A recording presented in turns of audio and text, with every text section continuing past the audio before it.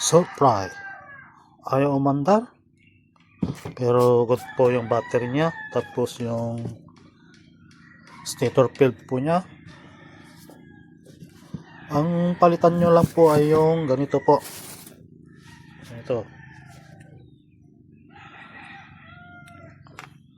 Lagay ko na lang po yung link kung saan ko po kung saan po kayo order. Lagay ko na lang po yung link. Ganito po yung papalitan nyo. Tinanggal ko lang po yung pinaka-itim-itim po niya. Wala na. Sira na po kasi yung chips niya sa loob.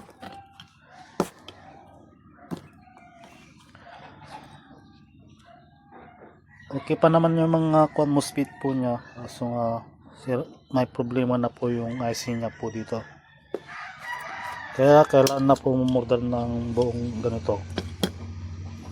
Ano po may share ko about this one? Ito po yung pangalan ng kuno. Supply. Supply 1588BF.